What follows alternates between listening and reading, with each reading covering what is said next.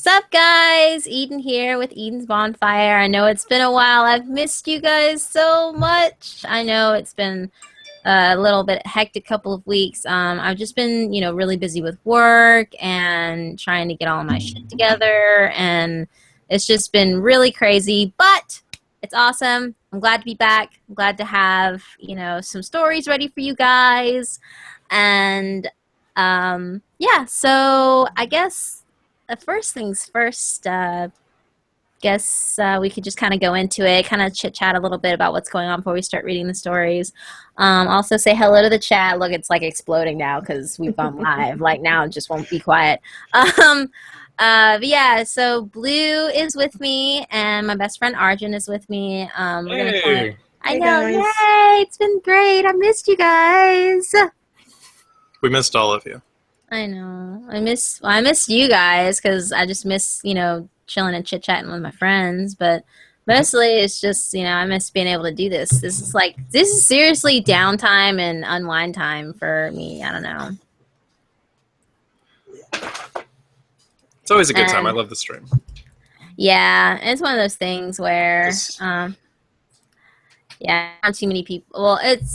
Well, we've all been busy. Like seriously, I know I've been busy.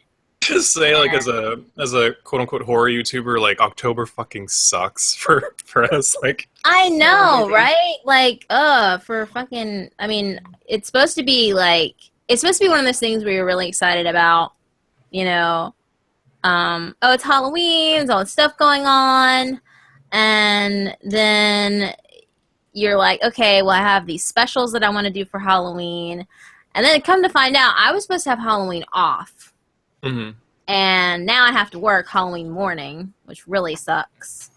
Jesus. And like, okay, like don't get me wrong. Like I love having all that work to do and like a bunch of like, content to put out. But it's just the production level goes up by like 4 times than like what it Hmm. usually is. So it's Yeah. a pretty stressful month, but it is fun at the same time. Oh, I missed you guys. Why are you lying at me? Anyway, I don't know what's going on. I need to say hello in the chat. Hi Cassandra, Nightmare Rendering, Empoleon, Seventh, Scare Reptilian, Anthony Fuentes, Atticus, hello. Sorry you were playing Civ 6 and I interrupted you. You can always go back to playing. I'm not gonna like force you to come in here. Um, let's see. Finch, hello. And Jinja. It's not about the fact that I don't want anyone in here. I'm trying to keep like traffic flow as a minimum because I went back and listened to the last stream that I was in and that we did all together as a group, and it just like really went downhill from there. Frank Place, hello. I love you guys. Paige Gamble, Darlene, Madison, Bad Luck Dean, Swagger Bomb, Mr. Renegade Shinobi, Nightmarish Tales. Hello, Kitty. I saw Rainer in here. Hey, Ashley K. Um, let's see, Facepalm the Panda. Yeah, so we have a whole bunch of stories ready for you guys. Well, I had a whole bunch of stories ready because honestly, I thought I was going to be in here by myself and doing Understatement. this. Yeah, I got like 8 tabs open, no joke. She came prepared. I did, like always. Um, And the reason why I wanted low traffic is, like I said, guys, this is mostly just to be able to read stories and do like Q&As with you guys. And last time I had like 8 stories or 6 stories I had prepared to read, and we never really got to them. We had a 5-hour stream of like mostly talking. And I noticed in the chat a lot of people were saying that they wanted to listen to the stories and not listen to us chit chat. So I really wanted to be able to focus on that tonight. Maybe in later streams, I'll be able to add more people in as far as like guest hosts or whatever. But I want people to be able to come prepared with actual stories to read, because that's what this is all about, me being able to chat with you guys and also to be able to read stories live, just to keep, and it's also mostly practice for me because like I need to be able to read live on the spot like I used to. And I've noticed that I've been making more and more mistakes in my readings lately, and it bothers me. Mm-hmm. So this is actually good exercise for me as well. Practice makes perfect and all that. Mm-hmm. That's right. It's like, Sassy Eating Mondays. I feel like when you have a live audience, there's like a bit of a gun to your head. And that Right. goes, you're like, okay, I can't not say that correctly. Mm-hmm. Yep. Absolutely. I did watch Channel Zero. Super excited. Super scary, super dark, and it's gonna be amazing. Was it good? I still haven't watched It the was episode yet. so good. So good. Oh, and it's not just supposed to be about like Candle Cove stuff either. Like they're actually going to talk about like they're going to bring in more like different creepypasta monsters into that thing, which I guess in a way is what's going to make it so terrifying. I was I'm super excited. skeptical. I was like skeptical about it because like the way creepypastas are, like I feel like it's going to be hard to transition into like that kind of medium. So like I feel like it's really easy to make that like go wrong. So I'm glad to hear that it's doing well. Yeah. All right. See you later, Christopher. Even though I was getting ready to read, but whatever. Let's see. Yeah. So I guess I'll go first since I have some stuff ready. Hey, Darkmaster and Liam, Stormo. But yeah, since some people are impatient, I guess I'll go ahead and get ready to read. All the impatience. I know. I don't know. Like I said, it's like, can't even wait 5 minutes for us to be like, hey, so this is what's been happening. This is why I haven't been streaming in like almost 3 weeks. So what's going on? But whatever. Let's see. All right. So the first story that I'm going to read is called I Don't Sleep Anymore. And it's a no sleep story. It's by Chimera Phantasm. And, I don't even remember how I stumbled across this story. I think one of my fans actually told me to read this, and I didn't get a chance to read it. But yeah, so I'll go ahead and post a link in the chat so you guys can read along with me. And for those of you who would like to read along with me, they can do so while I read aloud. And I'll post it a couple more times in case some people miss it. Let's see. All right, and we'll do it one more time. There you go. All right, so here we go.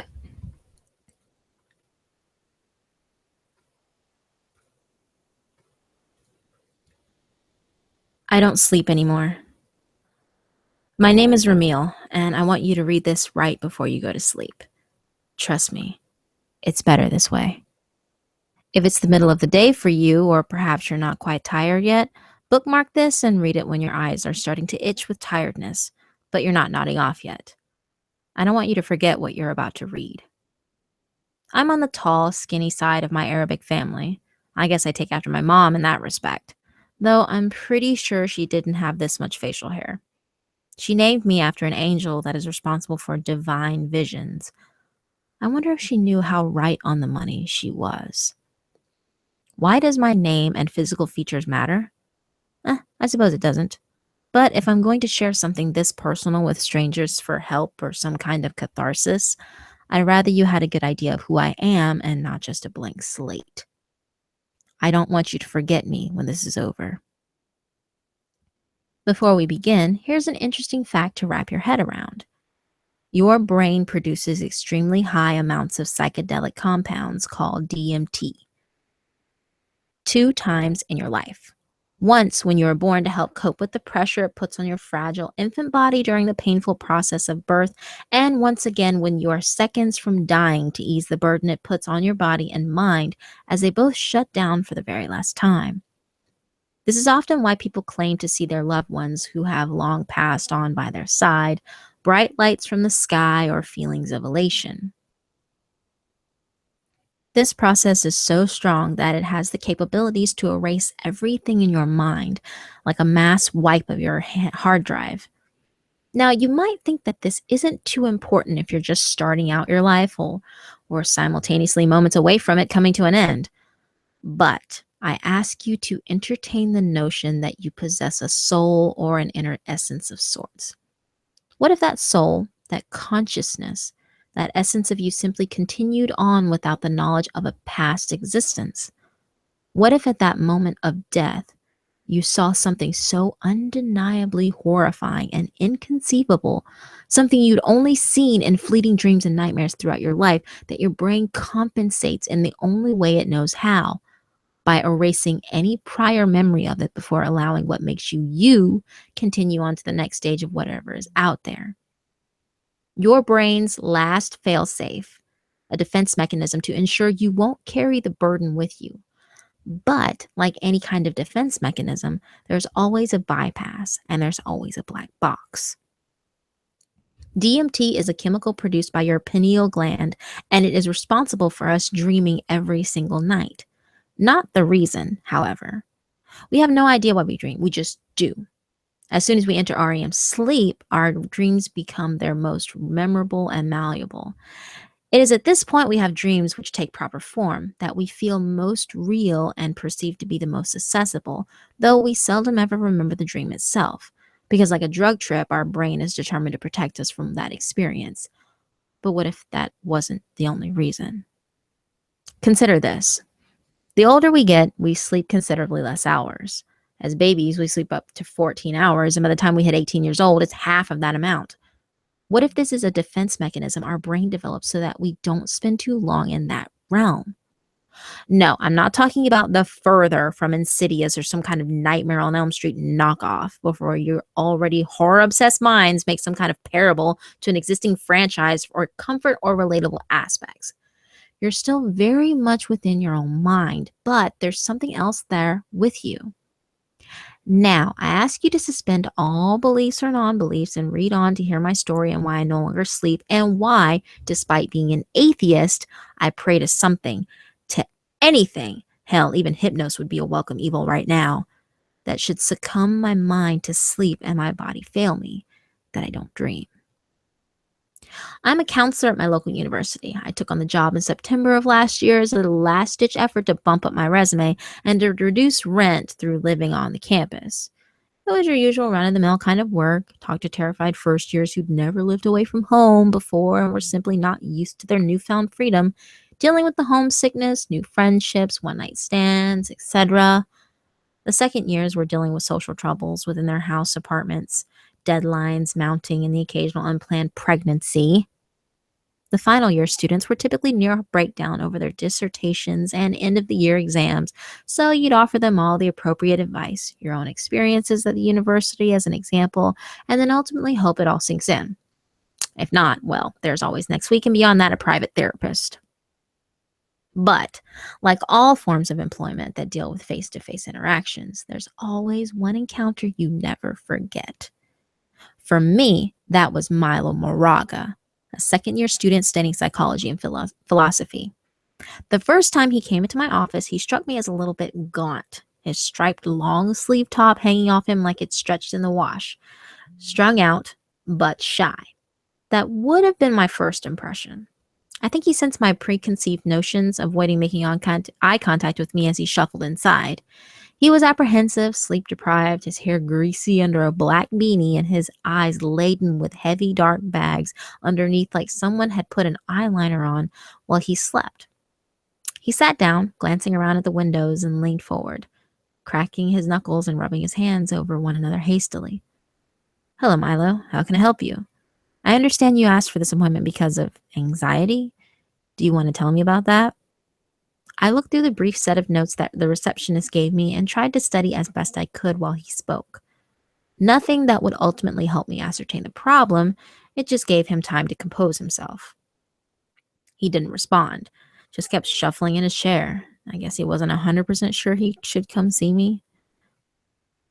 "Your lecturer sent you here, didn't they?" I said bluntly, feeling a slight headache come on as I felt an awkward 30-minute session rearing its ugly, monotonous head. He nodded, but I noticed something in that moment that made me think there was more to it. His expression was... Oh, crap. His expression was almost like he was pleading for his life as he quickly nodded. I leaned forward, placing my hands under my chin and up to my lips as I observed him. I had to be very careful with how I handled this. If he was suicidal, one wrong statement could leave him with a noose around his neck. Milo, what happened in the classroom to get you here? Can you tell me that much? He mimicked me, leaning forward as well, though his posture was the furthest parallel from my own. It looked like his spirit was broken. The lecturer, Miss Armstrong, she was talking about solipsism, and I just got lost within it. Do you know what solipsism is? I did, but I shook my head. I didn't want to interrupt him when he was being so open. It's a philosophical belief that everything an individual perceives is only in his own mind. It is a construct of his own psyche. There is no other human beings, no other individual thoughts, just his or her own. I guess I found the idea kind of comforting and I broke down. I raised an eyebrow. That's certainly not a usual response. Comforting, Milo? You mean to say you enjoy being alone and isolated? No, the opposite, actually. I have a lovely group of friends, a loving family, and a fiance, but it was comforting for another reason. If it's just me, then what hurts me is just me. I know what I'm capable of, and it makes me any kinds of threats a moot point. It means that. He put his hands up to his mouth and began to cry silently. The picture of the situation was getting uglier and murkier the more they explained. It means that I might not die after all. I rolled up my sleeves. My flannel shirt was already beginning to chafe me. First signs of stress, I suppose. I looked down on my charm bracelet my wife brought me and took in a deep breath. I knew this was going to be rough. It's my dreams, Doc. There's something in my dreams. I can't sleep anymore. Each time I do, it's like I can sense I'm going into that place again, journeying deeper into the void with every evening. I tried taking coffee, shitloads of Red Bull, and any cheap-ass energy drinks I can get my hands on.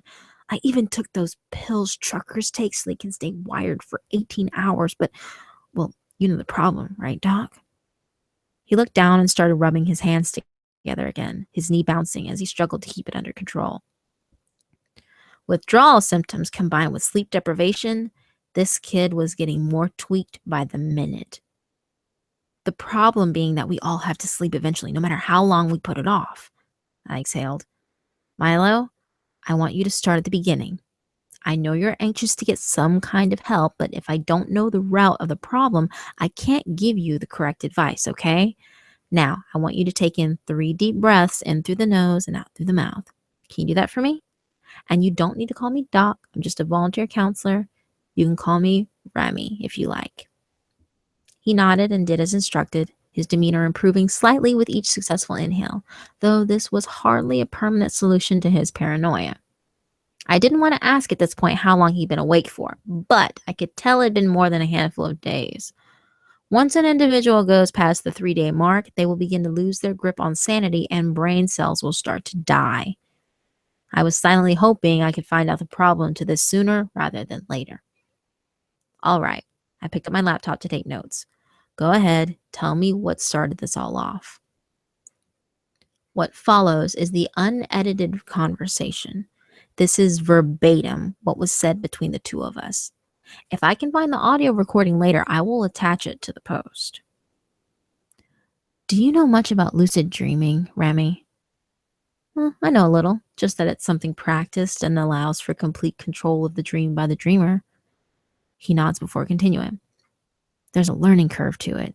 You need to lie in bed and shut out all outside sounds and impulses.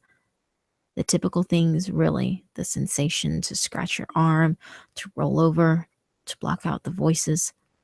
He stopped and stared at me with fear. I didn't mean to tell you that. It's all right. We'll get to it later. Let's just focus on the why and not the how for the moment. What made you decide to lucid dream in the first place? He shifted in his chair and suddenly looked very timid. I kept seeing him in my dreams. At first, he'd just be a random appearance, and then he'd start to try and approach me. Friendly smile and hand outstretched like he was greeting an old friend. Never threatening or hostile, just attempting to make contact with me. Though he'd never get to. Every single time I'd be distracted by something at the last second, or my dream would veer off in another direction. He shifted in his seat and closed his eyes before continuing. I remember in the first few dreams we had, he'd just be lingering in the background. If I was walking through a street, he'd just be standing with the crowd, my brain created and not really reacting to anything but me. I'd see him watch me, but then my dream would shift, and I guess I'd just ignore it and carry on. After a few weeks, I began getting better at controlling my dreams. I started to mess around with the world I was inhabiting, like Inception, I guess, but more personal.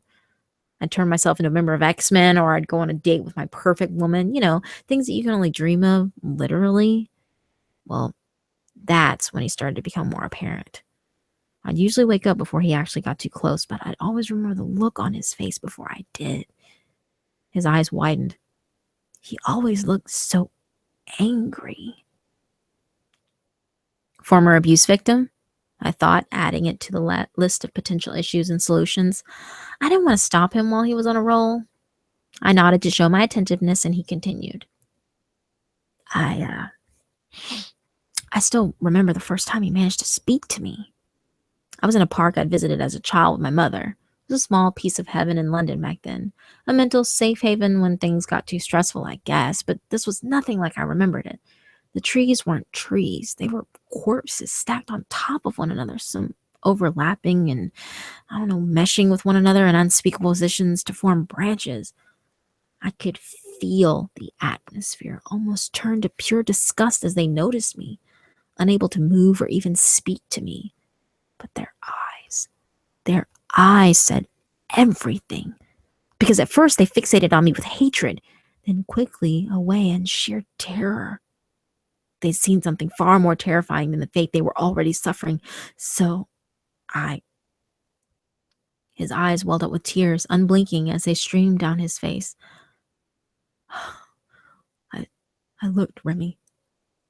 I looked and saw him standing some 40 feet away down the path, his head bowed. He wasn't moving, and yet he was. His body was almost rippling. The closest way I can describe it is the way a signal on a TV channel in the old days used to bend and flicker when the signal was weak. Every time I blinked, he came closer. I tried for the longest time to not blink. Really I did. But the brain betrays your conscious impulses. The more you try to put off a basic function, the more your brain wills you to do it. When he was 10 feet away, he simply vanished. By the time I had registered what he was gone. I heard a whisper in my ear. He was standing right behind me. I could feel his breath on my neck. Remy, it didn't feel human. There was an awkward silence. He took in some deep breaths and shuddered. Obviously, reliving the memory wasn't going to be something pleasant for him, but the way he reacted, it was like he truly had experienced this. I stared at him, nodding and silently encouraging him to continue. When he didn't, I leaned forward and quietly asked him what I'm sure he was waiting for me to ask. What did he say to you, Milo? Milo shook his head. I'm sorry, I don't remember. That was when the dream ended. I didn't see him again in my dreams for a while. We talked for a little while longer, mainly about these anxieties and crowds and eye contact. Then our time came to an end and we scheduled an appointment for the following week. This would be our last session together. It was a Monday morning and I'd just come back from a friend's wedding. My wife and I had been drinking, so by the time I got to the office, I was nursing a hangover. My flannel shirt covering the bruises I'd sustained falling over it, and my best pair of jeans smeared in alcohol. It was a day my mind was not in the work, I suppose. I just wanted to get home and go to sleep. Milo came in earlier than planned. He looked desperate. He was pulling at his hair, biting his fingernails, and pacing constantly. It didn't look like he'd been asleep at all. I sent a text to my colleague asking for security to come over as soon as possible. He was going to need to be sectioned for his own safety. How on earth he managed to go this long without his friends or fiancé doing something is beyond me. I remember what he said, Remy. I remember it clearly now, he said between pants and more nail biting. Okay, Milo. Well, why don't you take a seat and we'll talk it out? He ignored that, but stopped pacing and stared intently at me. I'll be right here. Always. He put his arms around himself, a self-defense mechanism when a person's personal space has been violated. That was what he said. I heard it again and again every time I closed my eyes. He started bashing at his temples. It won't fucking stop! All I could do at this point was try to keep him talking and calm until security got here. Did this make you afraid to dream, Milo? He started laughing, his face showing the complete opposite of his vocal expression. Pure incredulity and fear on his face against the guttural sound of his manic laughter. You don't get it. You don't get it, do you? He didn't mean just what I dreamed. He meant always. Now I know. Now I know for sure. He took a deep breath in and his demeanor shifted. He suddenly looked like a man almost at peace, not content but willing to let go. Thanks for listening, Doc. Sharing this with someone was important to me, and to him. He's going to have his work cut out for him, I'm sure. And just like that, he got up and left. I followed him out, naturally concerned for him. I watched him leave the building and cross the road. Then he did something I won't ever forget. He turned to me, smiling, and outstretched his hand, crying openly as a vehicle struck him. I didn't even see it coming. I was so captivated by his expression. I couldn't even bring myself to go over to his body. I gave my statement and went straight home. All I could do was look in the mirror, wondering what it was that was bothering me so much about how I looked and why Milo outstretching his hand was so disturbing to me. When I looked at myself, I didn't see a 6 foot, 150-pound brown colored hipster. I saw someone troubled, someone who didn't even look like they'd slept much lately. Someone like Milo. I got a phone call from the hospital later on that evening. Milo was in a coma and on life support. He was non-responsive and likely brain dead. His family were choosing to keep his life support on in lieu of their religious and moral views. I think deep down they just didn't want to let him go. I'd been asked to go into his apartment with a member of his family to see if there was anything to indicate why he would willingly stand in front of oncoming traffic. I won't bore you with the traveling details, but his apartment was surprising. I was half expecting a filthy, rundown place filled with half-eaten food and human waste given his obsessive and unstable state. Guess I just watched too many detective horror movies growing up. His place was immaculate. Everything was extremely clean and organized. He'd already packed up a lot of his material possessions into boxes with names on the front. This was already beginning to look like premeditation. He had a desk bed beside his bed. This was the only place in his room that showed any signs of his lack of sanity rubbing off on his living conditions. Books on demonology, the science of sleeping, DMT, some sleeping pills, and a journal. His brother went through the boxes while I took a look at the journal. I'll include photos later if I get permission from the family. Names have been changed and anything too personal will, of course, be blurred out. It initially contained legible, competent insights into his nightly journeys as he began lucid dream. But as this other entity began to make himself more known and aware, the content shifts and the writing becomes hastily scrawled. Certain words appear larger than others. He questions himself on numerous occasions and draws the man's face more frequently as the journal comes to its end. The final entry is barely legible, but it details a conversation he had with the man in his dream and that a reminder that he would be with him always. After this, there's just a single word on the hardback of the journal, rewritten over and over, almost like it's been carved in. Dream.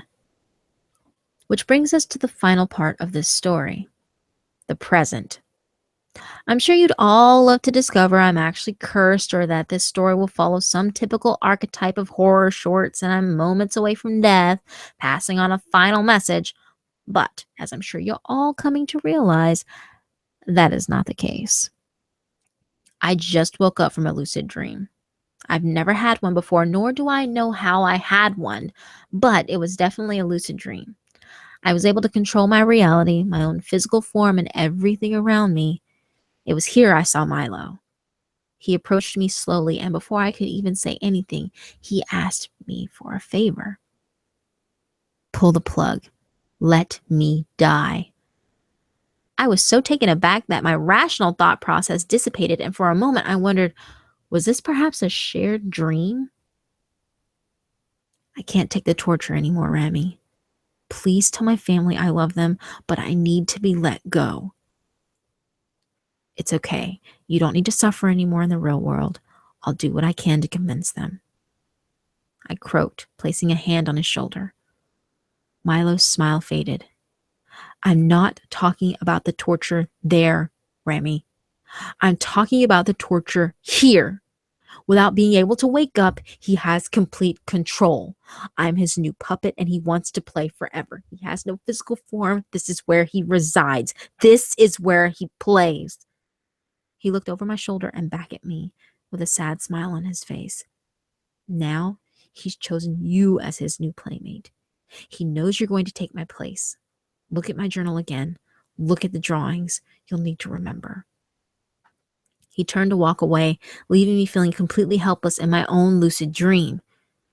Oh, and Remy, don't turn around. I didn't, but my entire being was willing me to. It's that same feeling of anxiety you get when you're home alone at night and you have the feeling something is watching you, a crushing, horrifying feeling. I woke up in a cold sweat and did as he said. I looked over the journal, and in addition to scanning the drawings, I found a theory Milo had documented in between the pages of his journal. An idea is manifested through suggestive stories and cultural signifiers. We can plant ourselves, a character, or a concept into our subconscious and our dreams with enough hints, both subversive and subliminal. An idea, be it malicious or noble, can grow and manifest in one mind before being shared to the masses through any kind of information supplement. The second section detailed a supporting theory. Within every story told, fictitious or semi-biographical, exists a universe that we have created that is as real as our own. For how can we truly know if our reality is more valid than the one we have created? How can we truly know we have not just been added into a story of our own by a neutral writer we know as God? This reality is as malleable and relevant as the one within which we dream. Our dream world, our coma world, it can be argued, are the realities, and our concept of reality is but a dream in itself that our brain creates to escape the chaos, uncertainty, and pain of our dreams. You're probably painting a very good picture of what is happening right now. I've attached an image of the man in the story, and I'm sure you're all familiar with him. If you are, you'll understand what I've done this, why I've made you aware. There is no Ramil. That name is a subliminal plant in itself. It means dreamer in Arabic. I described him perfectly for you as a defense mechanism against what is going to happen in the coming weeks, months, and years. I gave you plenty of physical aspects for your brain to put together. You only know a basic layer of who he is so that your brain can put in the key elements which will make you trust him. You know, it's funny, but I found out what Milo meant by dream. It's an acronym. Dream, Rami, evil always manifests. That's where I got the idea for Rami. He exists now to help fight off him. Because now you've read this, read my experience and Milo's, you're aware on a subconscious level, and he needs new playmates. This is no warning. That implies you can do something to change it. You can't. Your dreams are his playground, not yours. You can shrug this off as another horror short if you like, if that makes you feel better and sleep easier. But he doesn't just strike the night you fall asleep. He strikes when you allow your dreams to become more open and easier to mold. He only enters when the reality is in flux, but with Ramil in your head now too, you have a guide, a protector to help you. I didn't. At least Milo is at peace. Hopefully I will be soon too. I've been putting off sleep for days. I can't keep doing it much longer. I'm beginning to feel drowsy. I took a large amount of sleeping pills before writing this last section. I can't put off sleeping forever. I don't know whether I'm going to wake up or not, but at least you've all been warned about him. Feel free to reverse Google image search the hosted image. Learn about him, and if you do feel a sense of familiarity, please be careful. Dream of Ramil. You'll be safe. I wish you all the best. You might not know my name or my face, but do not forget my story. I will do my best to answer any of your questions in the comments later. Do not forget about him. Because believe me, he won't forget about you when you fall asleep. The worst thing about all of this, I'm not sure he stays in the dream world anymore. When Milo looked at me, I think I mistook his expression and his gesture. At the time, I thought he was crying and happy, stretching his hand out to shake my hand. Now, I think he was terrified to see his worst fears manifested in the real world, and he was stretching his hand out to stop him getting to me in the real world. Why say this now? Well, I've been getting steadily drowsier, and I felt something breathing down my neck for the last 20 minutes. Who knows? Maybe it's just my paranoia. Sweet dreams. Ugh. Fuck that. So I got chills listening to that, and you know how hard that is. Yeah. Yeah, I love stories like that. I like how it kind of referred to the whole like the theories about how like you create a new universe kind of a thing, or like there's a new reality, and how can we say it like, you know, that isn't just as real as our own. Like that's so trippy. Mm-hmm. Oh, Axeman's here. Hi, Axeman. Hey, Axeman. Bye, Cassandra. Oh, and bye, Jen. Everybody's leaving. Well, oh my God. They want me to reread The Cold Case of Haley Morris. I can't do it.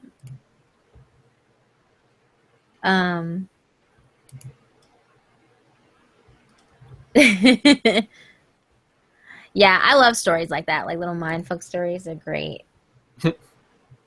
Because, like, when I really get into them, like, you know, it gives you this sense of familiarity. Like, oh, yeah, okay, she's getting into it. She's reading it. She's telling a story. And then, like, I screw with your head at the end. You're like, what the fuck? Yeah, that threw me for a loop. I don't know if you heard me pause for a second, but I was like literally what the fucking in my own mind. I was like, what? Yeah, we heard the pause. We were there with you. I was like, I don't know how to process this, but I had to keep going. Yeah, like that little twist where he was like, yeah, he's not real, but I created him so that he would protect you. Yeah, I was like, yeah. Like he didn't do anything to describe like who was like breathing down his neck. Like I love that part too, like because that leaves it up to the imagination, which is like the most terrifying. Yeah, absolutely. What's up, Steven? You have a question for me? What's going on?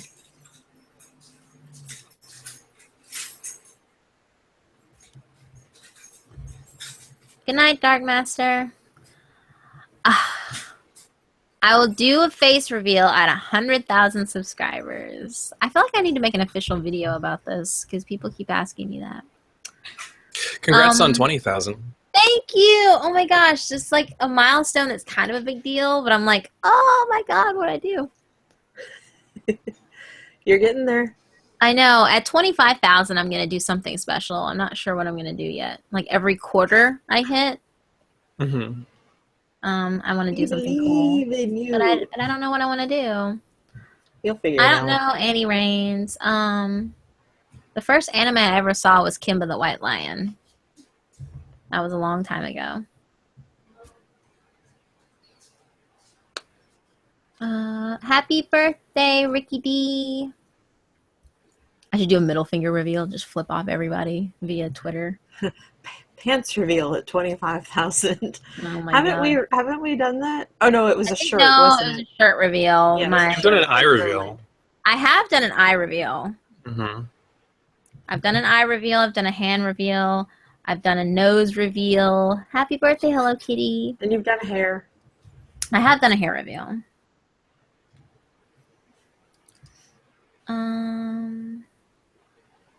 Let's see. Thank you, Hopeful Generation. A cartoon reveal. Let's see. Well, who wants to read next? I can go next. Okay. Oh, and to answer any questions, yes, there will be a Slenderman story. I have it ready. That's probably what I'm going to read next. If I was paid $1 million to go into the deep web or deep red or red room, would you do it? No. I would never do it. Not even for $1 million. You know why? That shit's dangerous. I'll do it for both of us. It's okay. Yeah. Okay. You can get tracked, and then I'll like use half of that $1 million to like pay for your funeral.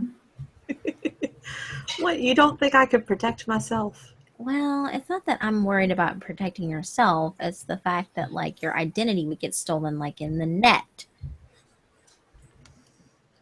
My birthday's in December. Oh my gosh, guys, I'll be 30 soon. Mwah. You're catching up. I am. Good night, Sniper Jack. We'll be the same age for like 3 months. Yeah, Woohoo. until you turn 31. No, I didn't say butt cheeks are dangerous. I said that shit is dangerous. I did not encounter any clowns, although there were some clown sightings about 25 minutes away from like the town that I live in. No joke. That was in the news. Yep, I'm getting old. Anyway, so Blue is next. Mine's December 11th too, Annie. That's crazy. Is your birthday like close to December? Or I'm sorry, close to Christmas rather?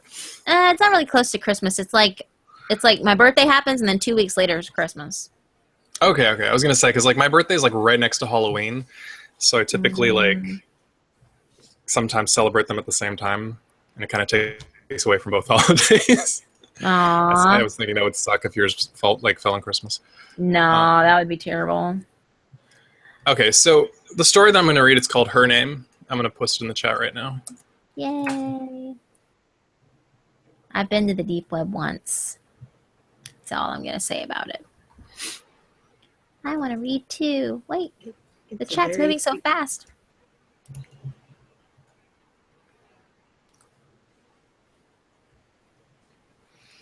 All right, we ready? I'm ready. Is everybody else ready? Okay. All right. So for those who want to read along, I'm going to post it in the chat one more time. There it is. Okay. It wasn't a big deal at first, you know? It was just another story online, one you'd read in the comments of a YouTube video, designed to scaring you into posting it on 8 other videos. You know the kind. Death or your crush will reject you if you don't spread the word. I didn't think anything of it at the time. But now it's the only thing I can think about. The comment started by saying that she hasn't left the poster alone in days, and by reading this, she'll come for you.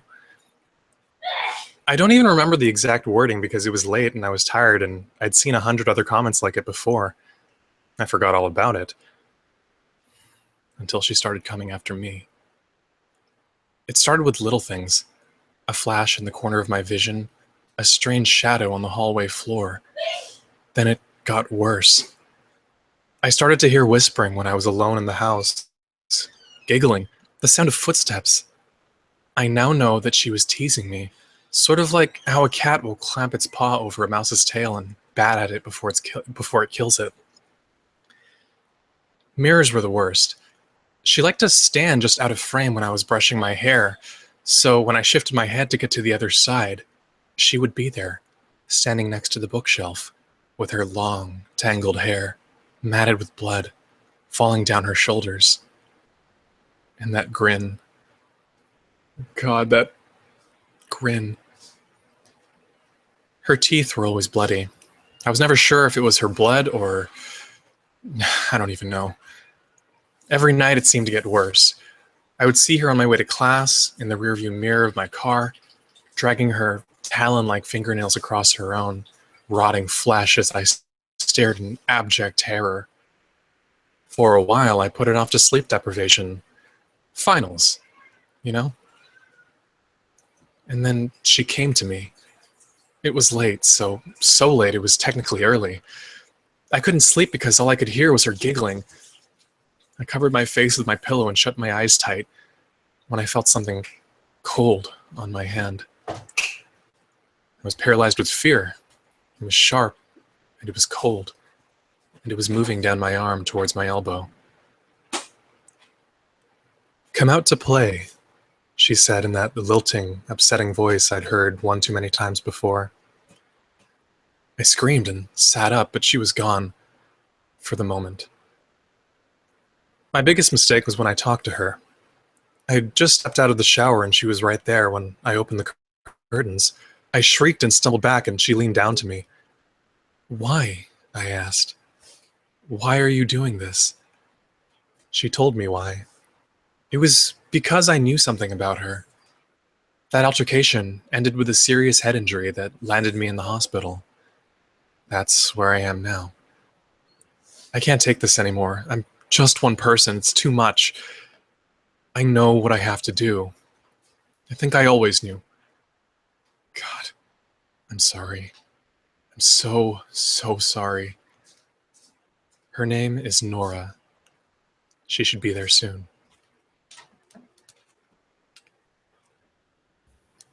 Oh, Nora. It's funny because like that's Argent's other name, Leonora.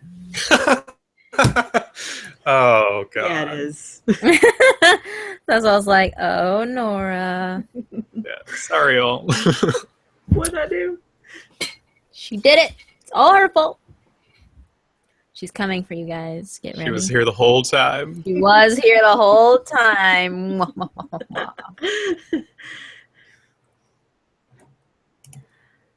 Let's see. That was creepy though. Like it's almost kind of sad in a way.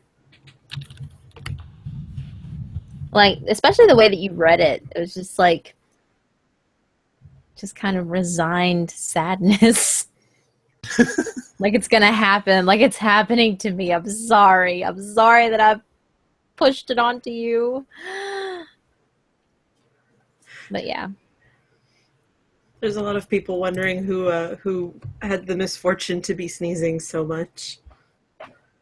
Oh my God! I was really hoping you guys couldn't hear that in the background. My sister just got home and she was like having a sneeze attack.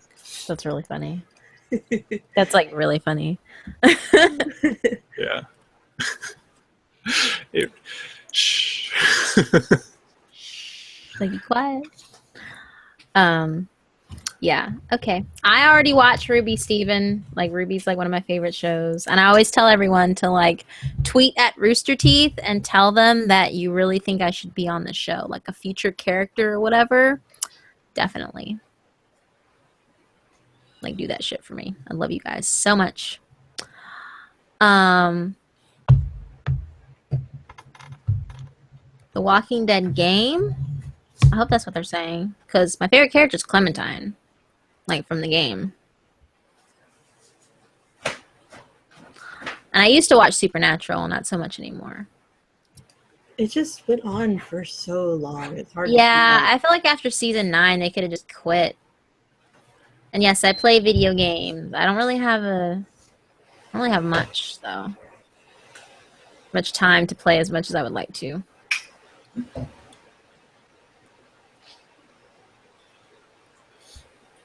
Aw, thanks, Rainer. You're awesome. Okay. I guess it's your turn, Argent. Yeah, I suppose it is. I'm afraid I don't have a link to give anybody because I am reading out of an actual book. Aw. I tried to find a reasonable online version that was word for word, but for some strange reason, a lot of people like to clean up older stories. Yeah, I don't know why. That's why I'm glad the complete collection of H.P. Lovecraft that I have is like still in its, still in its original format. Yes, I like Sherlock on the BBC a lot. Vidith is in the room. Hey, Vidith. Vidith is the guy who did, he was Jason in Jason the Toy Maker, my story that I read recently.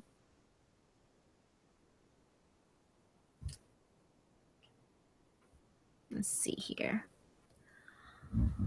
All right, are you getting ready to read? Let's see. All right.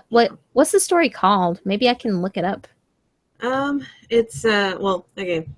First of all, it's an Edgar Allan Poe story. Mm-hmm.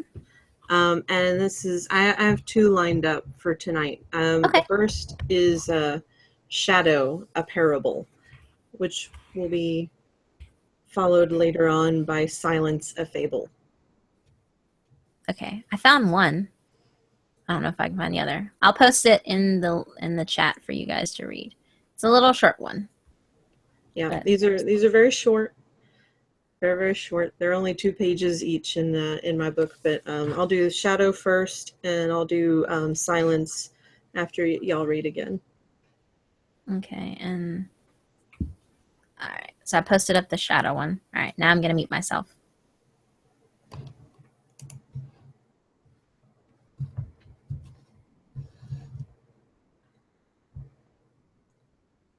Ye who read are still among the living, but I who write shall have long since gone my way into the region of shadows. For indeed strange things shall happen, and secret things be known, and many centuries shall pass away ere these memorials be seen of men. And when seen, there will be some to disbelieve, and some to doubt, and yet a few who will find much to ponder upon in the characters here graven with a stylus of iron. The year had been a year of terror, and of feelings more intense than terror, for which there is no name upon the earth. For many prodigies and signs had taken place, and far and wide, over sea and land, the black wings of the pestilence were spread abroad. To those, nevertheless, cunning in the stars, it was not unknown that the heavens wore an aspect of ill. And to me, the Greek oinos, among others, it was evident that now had arrived the alternation of that 794th year, when, at the entrance of Aries, the planet Jupiter is conjoined with the red ring of the terrible Saturnus. The peculiar spirit of the skies, if I mistake not greatly, made itself manifest, not only in the physical orb of the earth, but in the souls, imaginations, and meditations of mankind. Over some flasks of the red Chian wine, within the walls of a noble hall, in a dim city called Ptolemais, we sat at night, a company of 7. And to our chamber there was no entrance save by a lofty door of brass, and the door was fashioned by the artisan Coriolanus, and, being of rare workmanship, was fashioned from within. Black draperies, likewise, in the gloomy room, shut out from our view the moon, the lurid stars, and the peopleless streets. But the boding and the memory of evil, they would not be so excluded. There were things around us and about, of which I can render no distinct account, things material and spiritual, heaviness in the atmosphere, a sense of suffocation, anxiety, and, above all, that terrible state of existence which the nervous experience when the senses are keenly living and awake, and meanwhile the powers of thought lie dormant. A dead weight hung upon us. It hung upon our limbs, upon the household furniture, upon the goblets from which we drank, and all things were depressed and borne down thereby, all things save only the flames of the 7 lamps which illumined our revel. Uprearing themselves in tall, slender lines of light, they thus remained burning, all pallid and motionless, and in the mirror which their luster formed upon the round table of ebony at which we sat, each of us there assembled beheld the pallor of his own countenance, and the unquiet glare in the downcast eyes of his companions. Yet we laughed and were merry in our proper way, which was hysterical, and sang the songs of Anacreon, which are madness, and drank deeply, although the purple wine reminded us of blood. For there is yet another tenant of our chamber in the person of young Zoilus. Dead, and at full length he lay, enshrouded, the genius and the demon of the scene. Alas, he bore no portion in our mirth, save that his countenance, distorted with the plague, and his eyes, in which death had but half extinguished the fire of the pestilence, seemed to take such interest in our merriment as the dead may haply take in the merriment of those who are to die. But although I, Oinos, felt that the eyes of the departed were upon me, still I forced myself not to perceive the bitterness of their expression, and, gazing down steadily into the depths of the ebony mirror, sang with a loud and sonorous voice the songs of the son of Teos.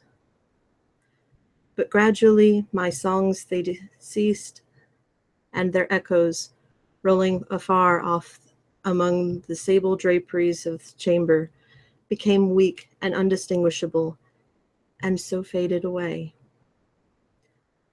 And lo, from among those sable draperies where the sounds of the song departed, there came forth a dark and undefined shadow, a shadow such as the moon, when low in heaven, might fashion from the figure of a man.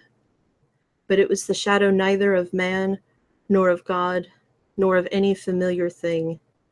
And, quivering a while among the draperies of the room, it at length rested in full view upon the surface of the door of brass. But the shadow was vague and formless and indefinite, and was the shadow neither of man nor of God, neither God of Greece, nor God of Chaldea, nor any Egyptian god. And the shadow rested upon the brazen doorway, and under the arch of the entablature of the door, and moved not, nor spoke any word, but there became stationary and remained. And the door whereupon the shadow rested was, if I remember aright, over against the feet of the young Zoilus enshrouded. But we, the seven there assembled, having seen the shadow as it came out from among the draperies, dared not steadily behold it, but cast down our eyes and gazed continually into the depths of the mirror of ebony. And at length I, Oinos, speaking some low words, demanded of the shadow its dwelling and its appellation. And the shadow answered, I am Shadow, and my dwelling is near the catacombs of Ptolemaeus, and hard by those dim plains of Helusion which border upon the foul Charonian canal. And then did we, the seven, start from our seats in horror, and stand trembling and shuddering and aghast, for the tones in the voice of the shadow were not the tones of any one being, but of a multitude of beings, and varying in their cadences from syllable to syllable, fell duskily upon our ears in the well-remembered and familiar accents of many thousand departed friends.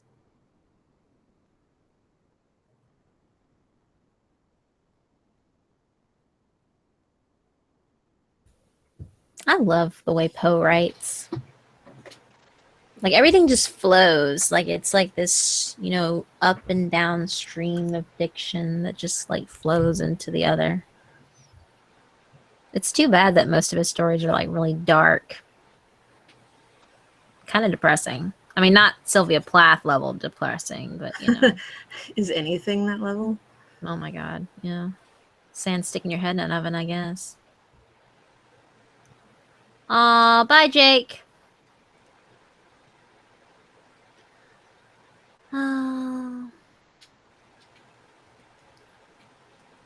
Aw, bye, Mr. Zero. Everyone's leaving. I'm sad. Well, it is kind of late. It is Monday. I'm not going to talk about politics. I refuse.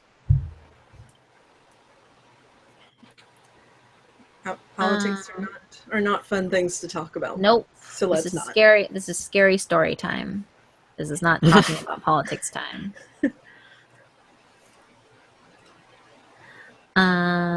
Okay.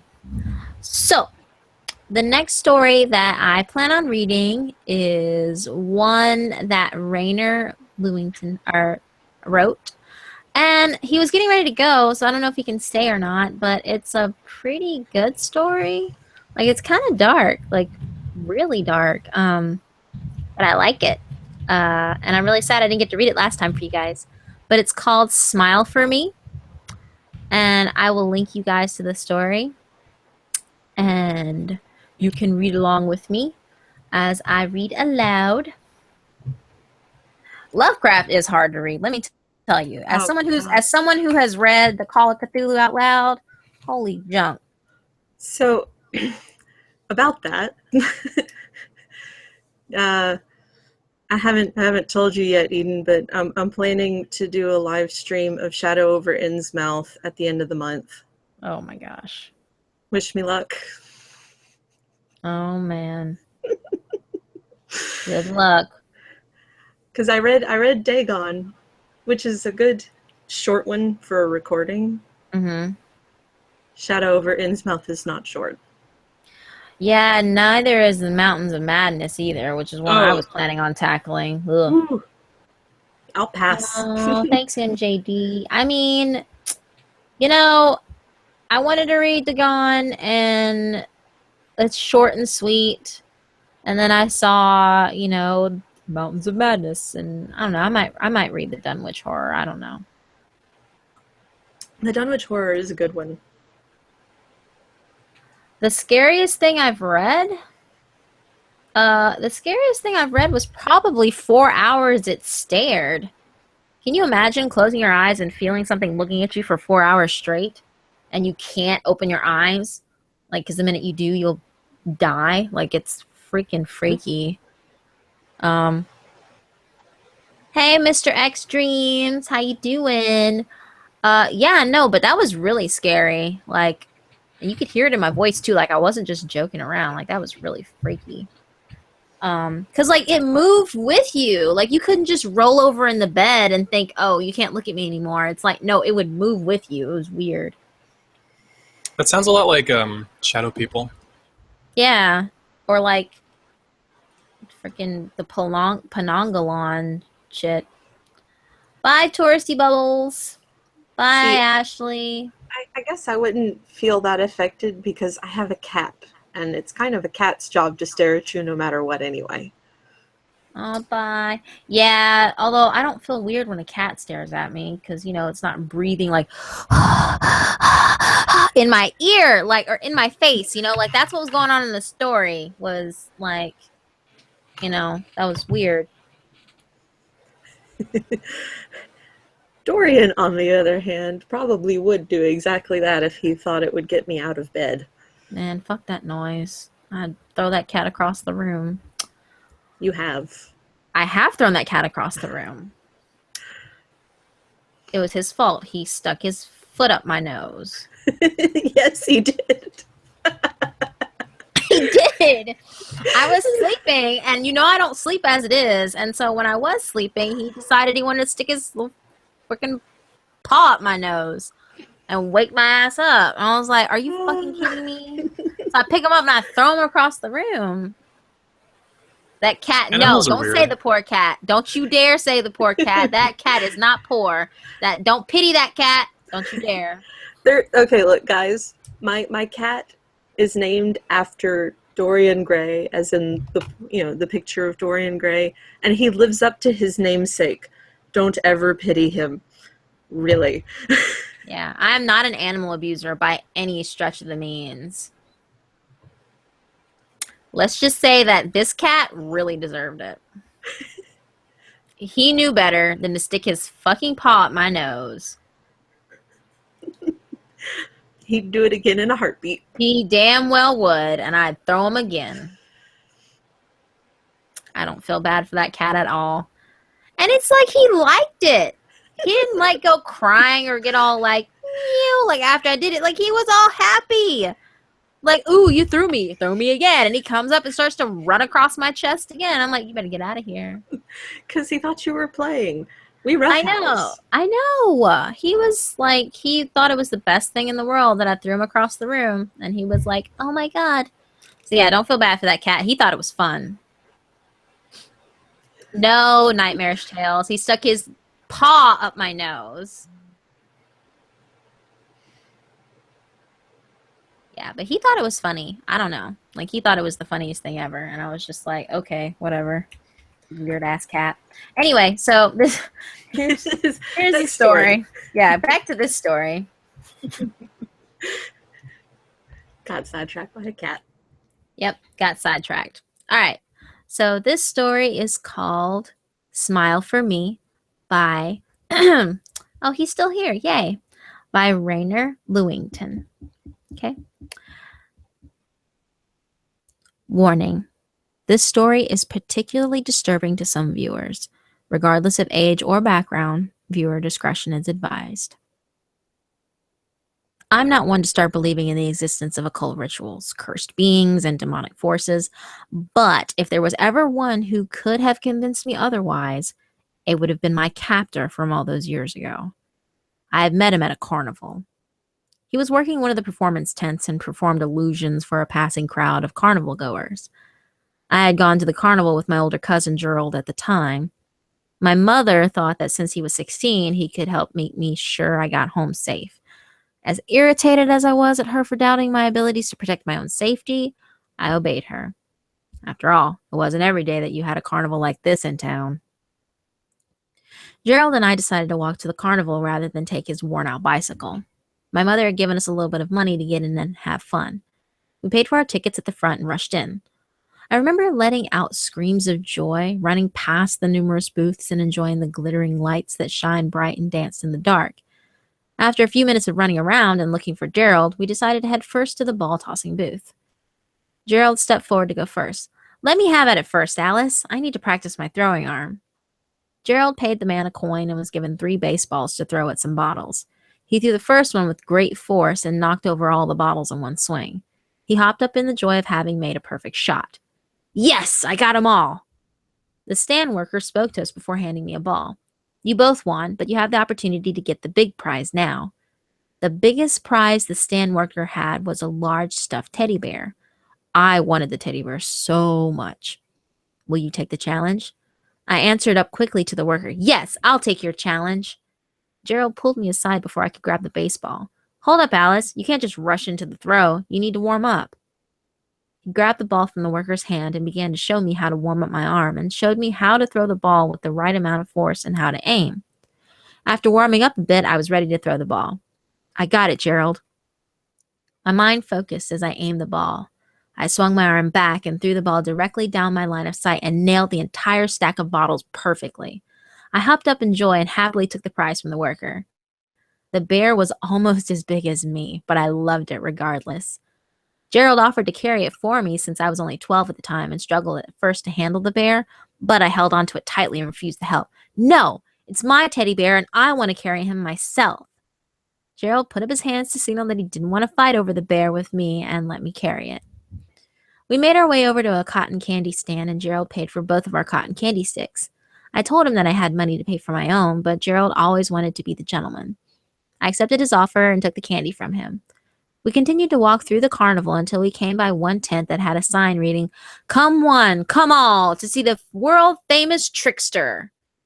I wasn't quite as excited as Gerald, but his enthusiasm and firm grit convinced me to go in with him. We paid the man a dime each for entry in, and Gerald signed for both of us. He didn't write my attendance name down, but hurried me along with him before I could correct it. I'm glad now that he made that mistake. Gerald moved me towards the seats, and we found our spots in the crowd to watch the world-famous trickster in action. It wasn't long before the lights dimmed and lights appeared on the stage. From beyond the curtain, we could hear the announcer detailing the stage backstory of the trickster. "He has visited many nations and has seen the world. Some of the things you see tonight will make even the strongest skeptics question their previous ideas of reality. Some of you may call for help after what you witnessed tonight. Some of you may still call it all an act after tonight's performance, but I assure you, nothing could be further from the truth. Tonight, for his final performance in the United States, please welcome the world-famous trickster." The trickster did not walk out from beyond the curtains, but rather fell from the roof of the tent and landed gracefully on the stage, almost as if he was a human feather. He spoke with a smooth and powerful voice, one that beckoned anyone's attention. "Ladies and gentlemen, tonight I shall show you tricks and feats not witnessed by mortal man, and will make you question everything you once knew. For example, your previous understanding of gravity." As he said this, his body began to float up from the ground. A man from the crowd called his act out as a fake. "This man is a liar. He's floating up by strings." The trickster responded by reaching down into his slender throat with his long fingers and slowly removing a large saber from his throat. "I'm afraid not, sir, for you see." He began to wave his saber all around his body, glancing the blade at imaginary lines and pretending to make slices. "I have no strings attached to me. No mortal or physical strings have been applied to my person, and nothing but my desire to entertain binds me, good sir." A bag of sand held up by a thick rope was lowered to meet him at eye level, even though the trickster was suspended several feet above the stage. "Now, let's make some sparks fly."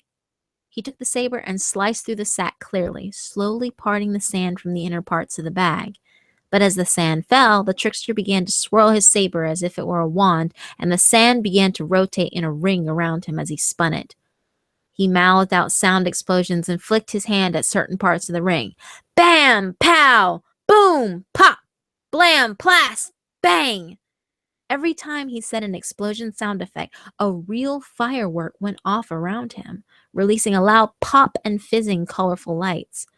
The trickster had the full attention of the audience and did not plan to lose the focus he had instilled in them until now. "Now let's have some real fun."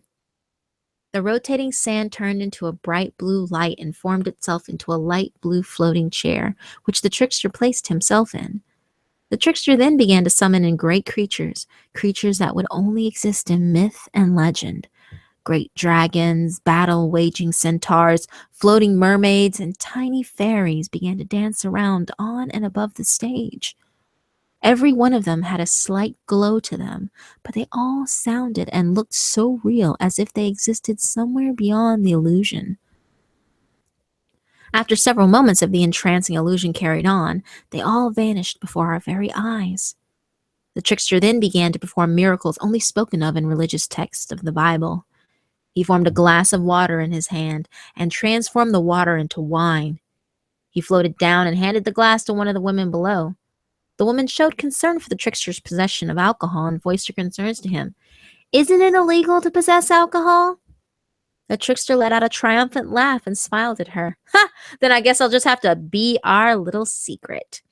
The woman accepted the glass and placed an index over her lips, like the trickster to indicate that she would not speak of this. The trickster then began to rain out popcorn from his sleeves over the audience, everyone doing their best to catch as much raining popcorn as possible. The trickster asked for a special object from someone and was presented a hat. The hat was taken up and transformed into solid gold before everyone's eyes. The hat was slowly handed back to the boy as the hat carried a lot of weight and would be hard to carry on his head. After doing a few more of these tricks, the trickster was ready for the grand finale. I thank you all very much for your attendance at my final show in the States, but I'm afraid that it is time for my final vanishing act. And with that, the trickster began to spin in the air, contorting his body into a ball and vanishing into thin air, dropping and revealing a coin on the stage. But as the coin appeared on the stage, everything else around it began to fade. The entire room began to fade away and reveal a clearing. Within a few seconds of the room and everyone fading away, a path appeared ahead of me. I looked around for Gerald, but he had vanished along with the rest of the audience. I saw the trickster carrying a large bag behind him and whistling as he made his way on foot to what appeared to be an old manor house. The house from the outside appeared to have once been burnt, but had been partially repaired. I looked around, only to see an endless wall of smoke that surrounded the path and the house. My only option was to follow the trickster up to his house. He made his way up to the porch, and right as he was about to open the door, my foot stepped on a spare branch, alerting him to my presence. "Ah! It appears I have one more guest to entertain this evening." I backed away in fear, slowly moving away as the trickster quickened his pace. He was within a few feet of me when my mind panicked, and I raced back down the path, only to trip a few more paces away from him. "Oh, sweetheart, why are you running? We have not even had a chance to have some fun." He picked up his heel and kicked it directly into my terrified face, making my mind go black. When I awoke, I was bound to a wall by chains. I tugged and pulled at my bonds, but was unable to break free. I looked around through the one eye I had that wasn't swollen shut and was met with a truly horrifying sight. Across the upper part of the roof, long ropes of gore and organs from people were strewn across the rooftop as if they were decorations. At the end of each rope was a face, some of which resembled the faces of some of the people from the carnival. I looked down and saw the trickster holding and examining something in his hands. He was facing away from me, but something I did caught his attention. His head peeked up and he finally voiced himself. He turned around slowly to show what exactly it was he was messing with. "Ah, it's so good you're awake, Alice." I shrieked in horror as the face I was looking at was that of Gerald. The trickster had transformed the faces of everyone from the show into masks. He spoke slightly different and sounded a bit like Gerald, and the mouth moved naturally like Gerald's face would have. This entire display disturbed me deeply and sent a deep chill down my spine. "How do you know my name, trickster?" "Oh, please, Alice. Please call me Trixie. And as for your name, Gerald gave it to me." My face had turned completely pale and my blood ran cold. How did you know me?" "Oh, Alice, every face I have has a story to tell. Some nice and happy, some dark and oppressive, but they all share one thing in common. They were all revealed to me once they arrived in my audience." I couldn't comprehend any of this. Where am I? What is this place? Why am I still alive? The trickster now began to hush me, floating up to me and placing his finger over my swollen lips. "Shh, shh, shh, shh, shh. Now, now, now, now. It is not polite to ask so many questions all at once. Please hush, Alice, so I may tell you all." I swallowed my fear and did my best to listen to every word that fell out of the trickster's mouth. "You are currently in Ashford Manor, a forgotten paradise lost within the sands of time. This place burned down, but after I was sent here, this place became my permanent home, neither amongst the living or dead. And as for why you are still alive, my dear Alice, you were the only one who didn't sign the sign-in sheet." My mouth fell open in shock. Gerald's one mistake that he made ended up sparing me my life. "You see, Alice, just like faces, the names that belong to the faces have great power, and once you have written your name down on my attendance sheet, you are forever a part of the act." The trickster began to spin on his left foot, laughing in glee. "But even then, you, my dear, are truly special." As he said this, he floated up and grabbed another mask, placing what used to be Gerald's face and placed the face of the skeptical man from earlier. "You may not have signed your name to the sheet, but you were still brought here, so there must have been a particular reason that you were brought here. Perhaps it was your desire to watch the show continue, that you were naturally brought here by sheer coincidence." No, that couldn't be the case. As he was saying this back to himself, the trickster had begun to place himself back and forth across the floor, slowly breaking down all the possibilities that could have brought me here. He snapped his fingers as he came to his conclusion. "Aha! I think I understand now. You were brought here by the same spell that allows me to leave the real world and enter the plane of existence that Ashford Manor exists in. Any one of my victims would normally have the life sucked out of them and preserved forever within a mask, but you did not surrender your name to me. This is why you were brought here and why you are still alive. The only question now remains." As he was saying this, the trickster floated up and switched out the face mask that once was the skeptical man and placed on the face of the woman who took the wine. "How shall I make you mine forever?" Those words were planted deep into my mind and still haunted me to this very day.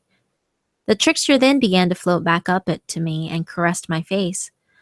"I could make your face a beautiful addition to my collection, or I could make you my slave to serve me at every performance forever." "No, you shall be my queen, and together we shall rule every performance together as husband and wife. Oh, it will be glorious, Alice and Trixie, the phenomenal duo." As the trickster announced all of this out loud, he was performing a two-step dance in midair, floating just a few feet away from me. He looked over to me and floated back over towards me. But first, before you can be my queen, we must be together in the flesh. What truly disturbed me the most was how, even as he changed characteristically with each mask he put on, he was always smiling at me. I turned away from the grip he had on my face. Oh, come on now. It's no fun if you're not smiling. It was then he pulled out a large knife from his sleeve. Smile for me, my queen. Please smile for me. His grin and the knife he was angling towards my face finally made me snap. You can't! I'm not old enough. I'm only 12, Trixie. I can't be your queen. After I said this, his grin finally broke and he stopped. Wait. No, I can't. You're too young to be my queen. This filled the trickster with dismay, and his mask distorted under his displeasure as he gripped his body, trying to comprehend that I couldn't stay with him. When he finally realized what he had planned to do and how twisted it was, he finally let me go. The chains that bound me to the wall crumbled, and I fell slowly to the ground, the trickster bringing me to the ground steadily. He lifted me up to his face. His mask was slowly deteriorating. I could now see parts of his real face. He wiped off the mask as if it were some residue that covered his true complexion, and then I saw it. The most horrifying face I have ever had the misfortune to lay my gaze upon. Parts of his face were hidden behind an old cracked mask with a cross drawn around his left eye, and on the right was parts of a horrific goblin-like frown that showed old yellow teeth. His left eye that was surrounded by the cross marking was pure black, the color of true darkness. Below his sharp nose, where his teeth should have been showing, was a permanent smiling mark that spanned across the left half of his face, forever leaving the trickster with a fake smile.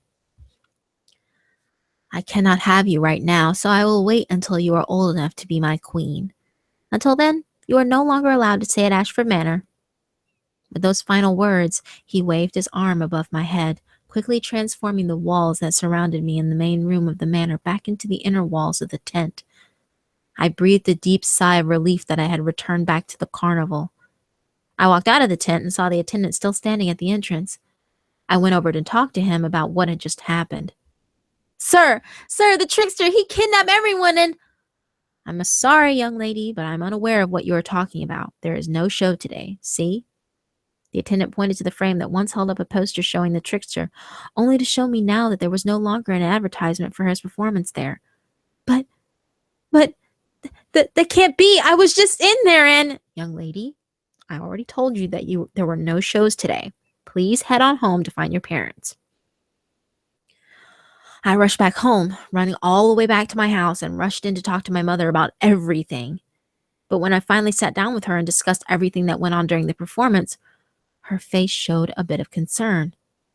I asked her what was wrong, and she told me that I never had a cousin named Gerald, and that my uncle and aunt never had a son named Gerald.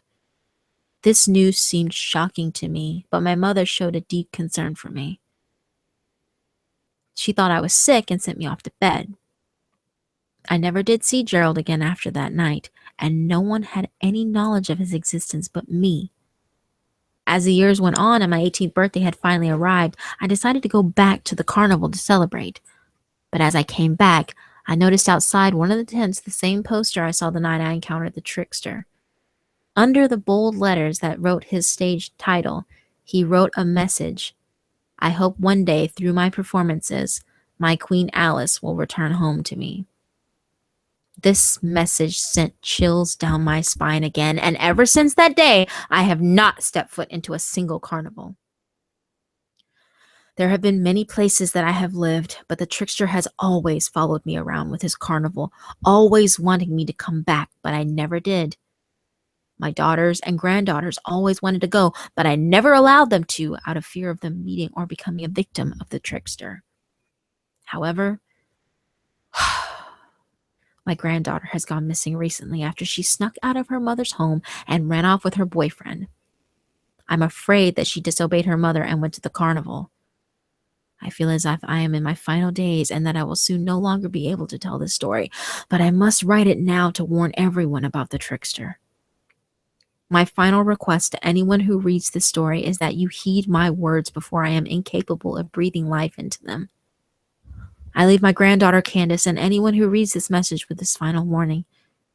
The trickster of Ashford Manor will stop at nothing to have what he most desires. No one alive or dead has ever been able to defy his lure beside me, and he will stop at nothing to have his queen. But my one warning to any who hear his calls is this.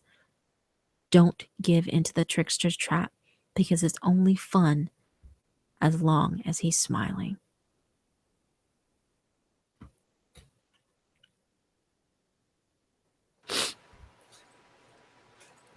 Woo! Wow. Yep.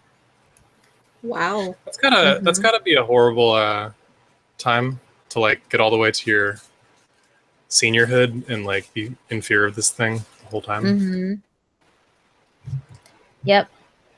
You're like, oh man, I'm turning 18. I can go to the carnival. And then you see that like poster. Mm-hmm. And it says, I will forever be waiting for my queen. Alice like, time to go. Not going to the carnival ever again. Nope. I don't even know like when the last time I went to a carnival. I know we went to one together. Yeah, but that was like forever ago. Yeah, I think that might actually be the last one I went to. I was gonna say, I think it was when we were both like we were living here. Yeah, I think it was. Yeah, that's the last one that I remember going to. But they also really don't interest me that much either. So Yeah. All right, Rainer. See you later. Thanks for the story. Yeah, I don't know. Like, I think I quit. I don't even know why I quit going to carnivals. It wasn't because I'm scared. What are the carnivals like out there? They're kind of boring. You know, standard rides, little, like fun mirror houses. You have your game booths and stuff, and your night rides and stuff like that. But just stereotypical. Like you put the carnival in the back of a truck, literally, and then bring it on over. That's the yeah, pretty much. They're not very exciting. yeah. I do like some of the themed stuff that we do where I live right now. Mhm. Like we have a really big park that does a corn maze and zombie paintball. Oh, that's awesome. And zombie rides and stuff like that. Mm-hmm. Yeah. I always like those like mirror house type situations that they set up. Yeah. Or like haunted houses or things like that. Those are always fun. Mm-hmm. We have one that we do every year in Hawaii out here, but it gets really crowded, so I usually don't go anymore.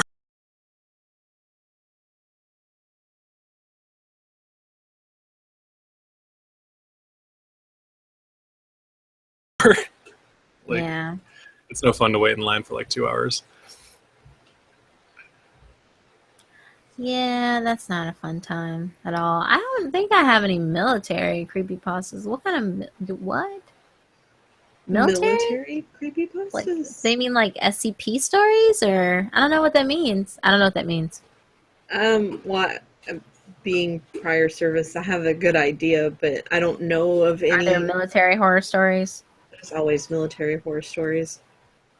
Does it involve like massacres or like shit like that? Yeah, there are plenty that like I heard in person when I was in like the kind of military versions of ghost stories and stuff. But I don't remember them well enough to be able to to turn around and tell them. Mm-hmm. Okay. Well, how long have we been streaming? I don't even know how long we've been doing this. Doesn't tell me. Oh, 1 hour. Okay, we started this an hour ago. Did we really start this an hour ago? I think it's lying to me. Well, No, it's definitely lying to you. I feel like we've been here for way longer than that. Yeah, it says we started an hour ago, like according to YouTube. Probably more like an hour and a half. Maybe maybe closing in on 2. Yeah. Okay. Well, in that case, I don't have any stories about skinwalkers. Are there any good skinwalker stories? I'm sure there's gotta be.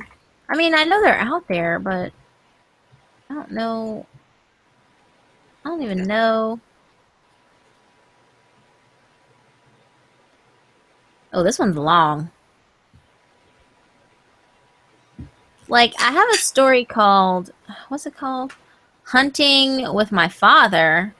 I feel like that's a skinwalker story, or at least when I was reading it, it sounded like a skinwalker story. It's weird. It's hella long though. Like I planned on reading this, like for my channel. That's how long this story is. not a stream, not a stream quickie. Yeah, no, not by any stretch of the imagination. I don't know. Do you guys know any short skinwalker stories? Anybody in the chat? I don't. I don't know. Also, Blue, I think your microphone's about to do that weird thing again. Okay, hold on. Yeah, it was. I could hear it. Yeah, I was like, it's starting. Read what? Do they want me to read The Weeping Widow, or did you want me to read The Hunting with My Father? Because that's long. I'm not gonna read that one here. That's way too long. There is a Skinwalker story though. I just found it. It's called Skinwalker, but it's kind of long. I mean, it's not terribly long though. Like,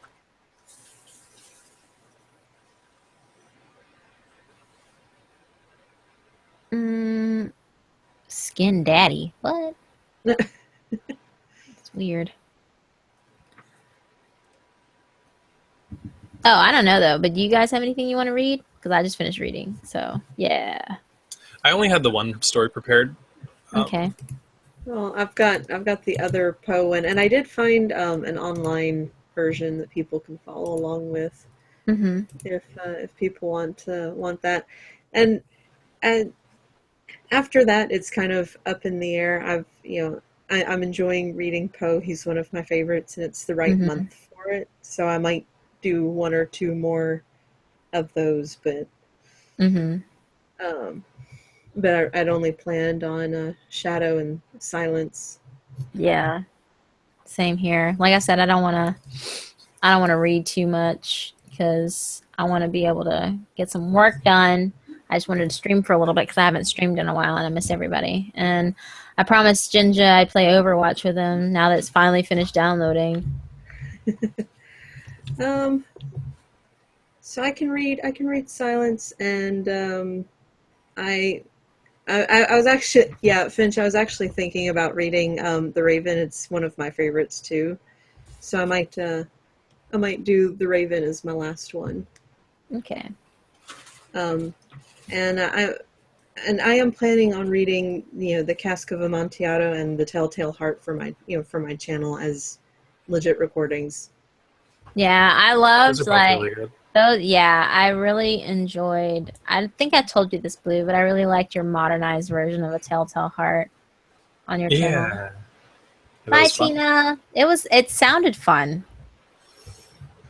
Yeah, Poe stories are like, I love Poe. That's Poe has always been one of my favorites. So I'm gonna post this this link to this to Silence in the chat a couple times. I've only read like one story from the Holder series.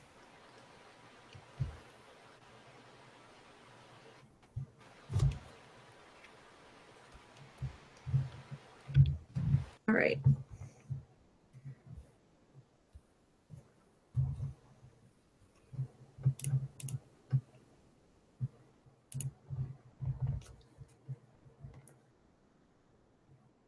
"Listen to me," said the demon, as he placed his hand upon my head.